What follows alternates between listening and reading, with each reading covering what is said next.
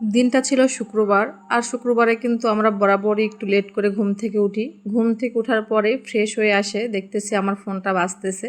আমার শাশুড়ি মা ফোন করছে, তো উনি ফোন দিয়ে আমতা আমতা করতেছিলেন, বলতে পারছিলেন না যে তোমরা আসো, শুধু এভাবে বলতেছিল যে আজকে তো শুক্রবার।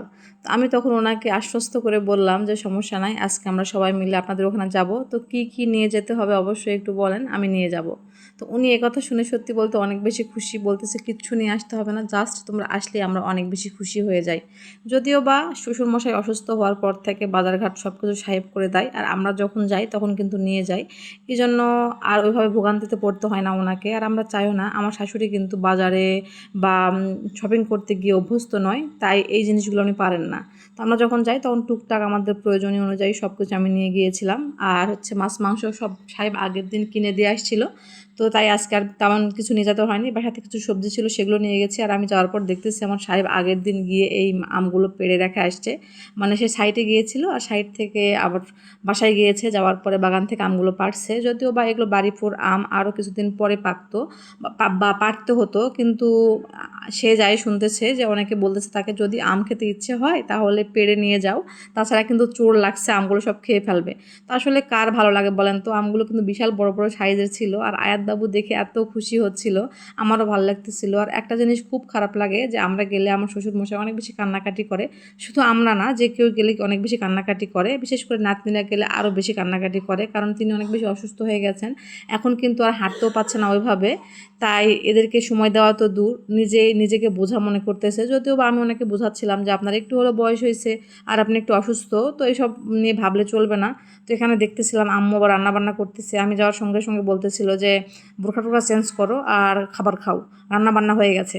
অর্থাৎ আমরা যাওয়ার আগেই আমার শাশুড়ি মা বেশ সুন্দর করে রান্নাবান্না সব করে ফেলছে। যেমন একটা সবজি দিয়ে মাছ রান্না করছে, আর আমাদের জন্য মুরগি মাংস রান্না করতেছে। এটাও প্রায় হওয়ার মুখে, বলতেছে এটাও হয়ে গেছে, চাইলে এটাও খেতে পারো। তো আমি বললাম যে না, বাসা থেকে আমি ডিম আর চা খেয়ে আসছি, মানে সকালবেলা কিন্তু একটু হেলদি খাওয়ার চেষ্টা করতেছি। তো ডিম আর চা খেয়ে গিয়েছিলাম। তো আম্মু বলতেছে যে ওইটা খাই হয় নাকি, ওইটা খেয়ে পেটে আসে এতক্ষণ, মানে ওনার কথা যে কিছু না, ভাত খেতে হবে। আমি বললাম যে না, আমি ভাত খাবো না। তো উনি আবার দেখেন কি করছে, আমি ভাত খাবো না যে বলছে, এই জন্য আমার জন্য 3 টুকরা মাংস উঠাই দিয়েছে। বলতেছে যে তাহলে মাংস খাই, পানি খাও। মানে সত্যি কথা বলতে না, আমার খুব ভালো লাগে যে শাশুড়ির এরকম আদর পেতে হলেও কিন্তু কপাল লাগে। আর সবচাইতে বড় কথা হচ্ছে যে কোনো কিছু না একতরফা হয় না, উভয়কে কিন্তু সম্পর্ক নিয়ে যত্ন করতে হয়। তো আমাদের মধ্যে আলহামদুলিল্লাহ সম্পর্কটা অনেক সুন্দর। তো অনেক পাড়া প্রতিবেশী বা আমার আত্মীয় স্বজনরা বলে যে আমি নাকি অনেক কপাল করে এরকম শ্বশুর শাশুড়ি পাইছি। তো তাদের উদ্দেশ্যে আমি একটা কথাই বলবো, শুধু আমি না, তারাও কিন্তু অনেক কপাল করে এরকম একটা বৌমা পেয়েছে, আর তারা সেটা স্বীকার করে। আর এটা আমি একদিনে হয় নাই, আমি কিন্তু দিনে দিনে যত্নে করে গড়ে তুলেছি এই সম্পর্কটা। তো যাই হোক, আমি আবার বলছিলাম সাহেবকে একটু দেখে আসি। তো আম্মু বলতেছিল হ্যাঁ যাও। তো তার জন্য একটু পানি, আর সেই সঙ্গে আম্মু বলতেছিল যে একটু মাংস নিয়ে যাও। সে আবার বিস্কিট টিস্কিট কোনো কিছুই খায় না, তো তার জন্য কয়েক টুকরা মাংস আর 1 গ্লাস পানি নিয়ে আমি আসছি। তো আমি আসে দেখতেছি আমার সাহেবটা অনেক কষ্ট করতেছে বাগানের মধ্যে, প্রচণ্ড গরম ছিল কিন্তু এই দিনটাতে। তো সে আবার ঘাস মারা বিষ দিচ্ছিল। তো আমি তার জন্য এইভাবে খাবার নিয়ে আসছি। আমার কিন্তু একটা কথা মনে পড়ে যাচ্ছিল, আমি যখন নিয়ে আসতেছিলাম, যখন আমার বিয়ের পর আমি শ্বশুর বাড়িতে থাকি, আর আমার সাহেব যখন ছুটিতে আসতো বাসায়, সে কিন্তু সংসারের কাজ নিজে হাতে করতো, এই যেমন ধান লাগানো, ধান কাটা, এরকম বীজ দেওয়া। তো তখন আমার শাশুড়ি আর আমি মিলে কিন্তু তার জন্য খাবার রেঁধে বেড়ে নিয়ে যেতাম ওখানে।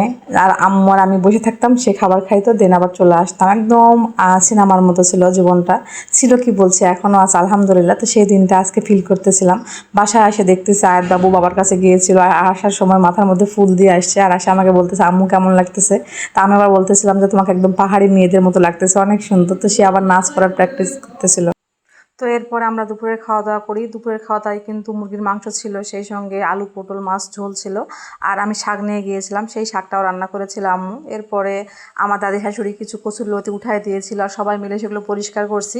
তো মাশাআল্লাহ শুক্রবার দিনটা অনেক সুন্দরভাবে কাটিয়েছি। শুক্রবার দিনটা মানে আমার কাছে কিন্তু অনেক সুন্দর, মানে হয় আমার শ্বশুর বাড়িতে সময় দেওয়া, নতুবা আমার বাবার বাসায় সময় দেওয়া। তো শ্বশুর যেহেতু অসুস্থ, তো সেখানেই সময় দেওয়ার চেষ্টা করি। তো জানি না ভিডিওটা কেমন লেগেছে, যদি ভালো লাগে লাইক কমেন্ট শেয়ার করে দিবেন, আর কমেন্ট করে আমাকে জানাবেন। ছোটো বোনটার পাশে থাকবেন, আমাদের জন্য দোয়া করবেন। সবাই ভালো থাকবেন, সুস্থ থাকবেন, সবার সুস্বাস্থ্য কামনা করে আজকের মতো এখানেই চলে যাচ্ছি। আল্লাহ হাফিজ, আসসালামু আলাইকুম।